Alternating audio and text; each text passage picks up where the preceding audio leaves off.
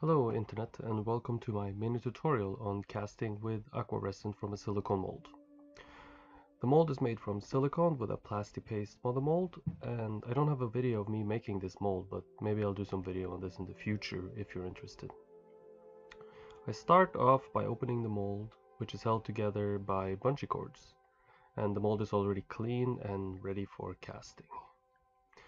I'll be using Aqua-Resin, which is an enhanced plaster product. I'm not really sure what enhanced plasters are. They're harder than plasters, but that's about it. I think they're made up of some sort of acrylic or latex-based liquid component with a synthetic plaster powder. And they can be reinforced with fiberglass, and they're extremely strong and scratch resistant. Kind of like a fiberglass boat in many ways.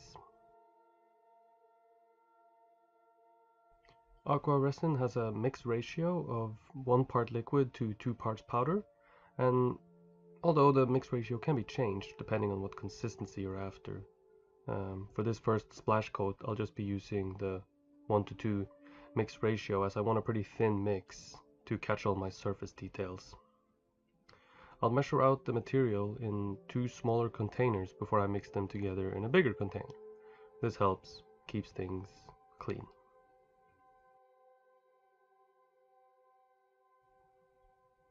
I mix the Aqua-Resin using a stir stick, but it's probably better to use a wick, like a kitchen wick, I guess, whatever you call it.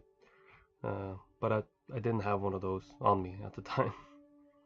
And I keep on mixing until all the lumps are mushed out and the mix is smooth.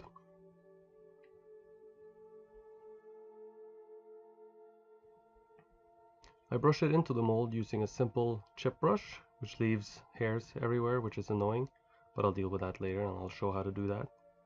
I cover all of the mold, making sure that none of the material pools up at the bottom. An even thickness is important, as an uneven thickness can cause heat warping. I'm not sure if this material actually can heat warp, but I decided to be careful with this anyway. And an even cast is better, almost always, I think.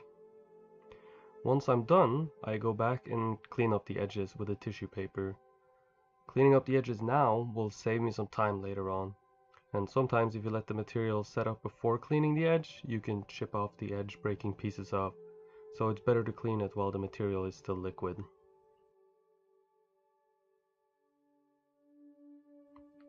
I noticed some stray hairs in the cast, so I use a knife to carefully pick those out.